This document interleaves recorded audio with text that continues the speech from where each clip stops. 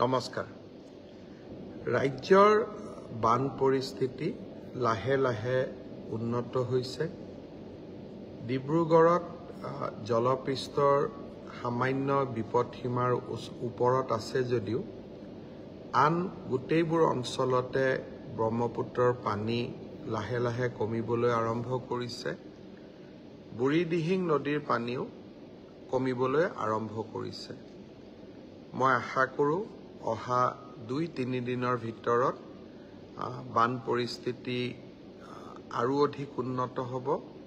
লাহে লাহে ৰাইজ আশ্ৰয় শিবিৰৰ পৰা ঘৰলৈ উভতি যাব পাৰিব।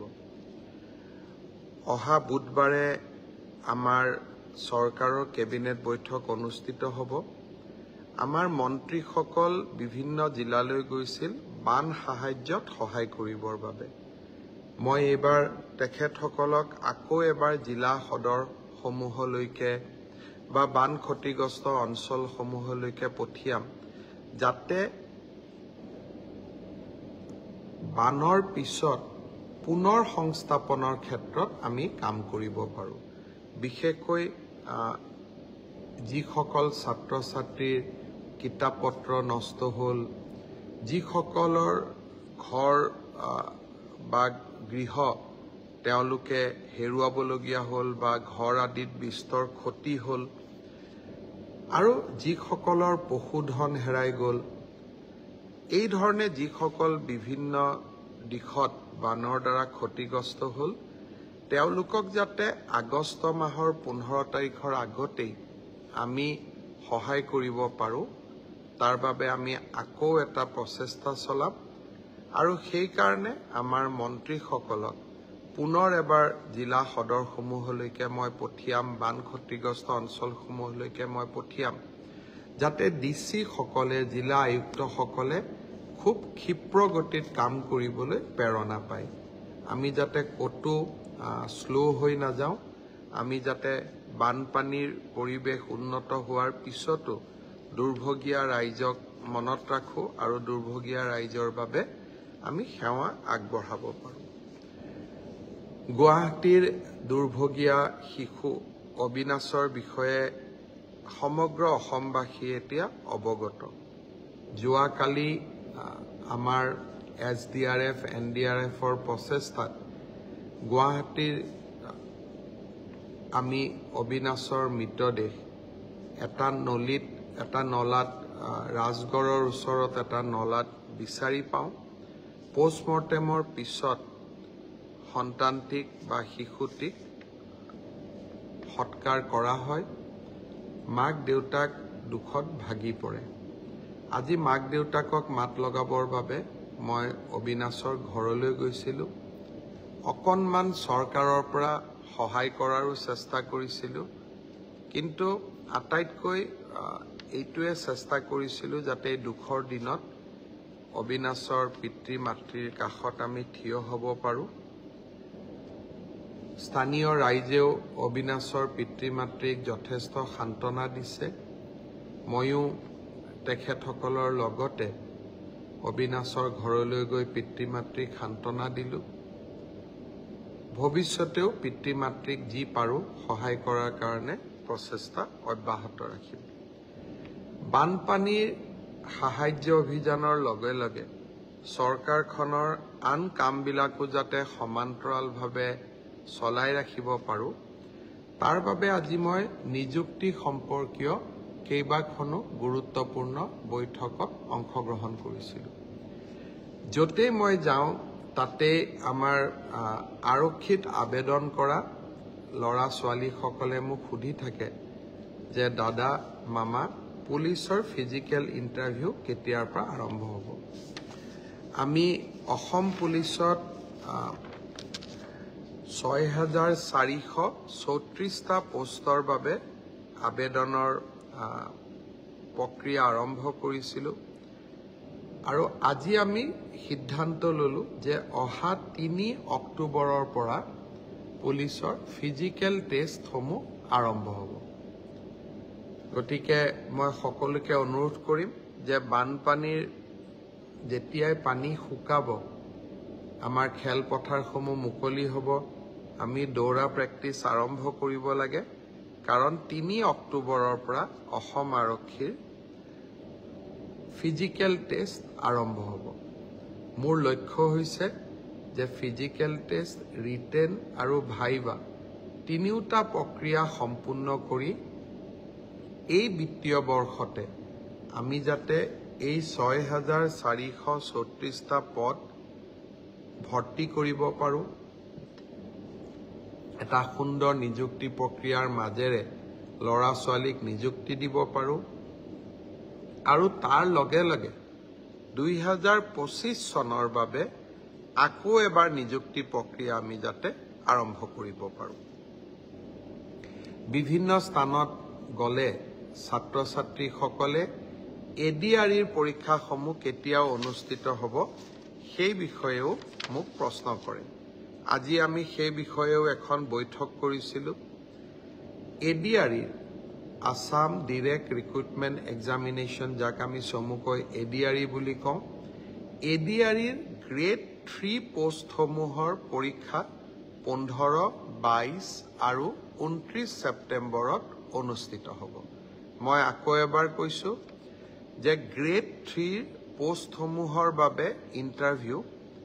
15, 22 আৰু 29 ছেপ্টেম্বৰত অনুষ্ঠিত হ'ব এই পৰীক্ষা এবাৰ লোকসেৱা আয়োগে পতা পৰীক্ষাৰ আৰ্হিত হ'ব প্ৰথমতে প্ৰিলিমিনাৰী পৰীক্ষা হ'ব তাৰ পিছত মেইনছ হ'ব আৰু মেইনছৰ পিছত আমি ভাইভা প্ৰক্ৰিয়াৰ মাজেৰে আমি সমগ্ৰ ইন্টাৰভিউ প্ৰক্ৰিয়াটো সমাপ্ত কৰিম প্ৰিলিমছ এক্সাম তৃতীয় শ্ৰেণীৰ পদসমূহৰ বাবে 15, 22 আৰু 29 ছেপ্টেম্বৰত অনুষ্ঠিত হ'ব আজি আমি জুলাই মাহত আছো মই আশা কৰিম যে আমাৰ শিক্ষাৰ্থীসকলে চাকৰি প্ৰাৰ্থীসকলে যাতে পঢ়া শুনা আৰম্ভ কৰে ঠিক সেই ধৰণে চতুৰ্থ শ্ৰেণীৰ বাবেও আমি একেটাই ব্যৱস্থা হাতত ল'ম প্ৰথমতে প্ৰিলিমছ তাৰ পিছত মেইনছ আৰু তাৰ পিছত ভাইভা ভচি গ্ৰেড 4 বা চতুৰ্থ শ্ৰেণীৰ পদৰো প্ৰিলিমছ 20 আৰু 27 অক্টোবৰত অনুষ্ঠিত হ'ব আমাৰ গ্ৰেড 3 ত প্ৰায় 7500 পোষ্ট আছে আৰু গ্ৰেড 4ত প্ৰায় 4500 বা আৰু অলপ 100-200 বেছি ইমানখিনি আমাৰ পোষ্ট খালী হৈ আছে এটা স্বচ্ছ নিযুক্তি প্ৰক্ৰিয়াৰ মাজেৰে আমি এই পদখিনি পূৰণ কৰিম এলিমেণ্টাৰী এডুকেশ্যন প্ৰাথমিক শিক্ষা বিভাগৰ শিক্ষকসকলৰ নিযুক্তিৰ প্ৰক্ৰিয়াও খুব সোনকালে আৰম্ভ হ'ব অৱশ্যে সেকেন্ডাৰী এডুকেশ্যনত আমাৰ অকণমান সময় লাগিব কাৰণ প্ৰথমবাৰৰ বাবে অসমত আমি গ্ৰেজুৱেট টিচাৰ মেথছ বুলি এটা নতুন পদ সৃষ্টি কৰিব খুজিছো আমাৰ স্কুলবিলাকত হাইস্কুলবিলাকত ইমান দিনে গ্ৰেজুৱেট টিচাৰ সায়েন্স আছিলে মেথছৰ বাবে সুকীয়া শিক্ষক নাছিলে যোৱা কালি শিক্ষা বিভাগৰ লগত মই বহুত দেৰি বহিছিলো আৰু আমি এটা সিদ্ধান্ত লৈছো যে আমাৰ হাইস্কুলবিলাকত গ্ৰেজুৱেট টিচাৰ মেথছ বুলি এটা সুকীয়া পদ হ'ব লাগে যাতে গণিতৰ ওপৰত আমি একোজন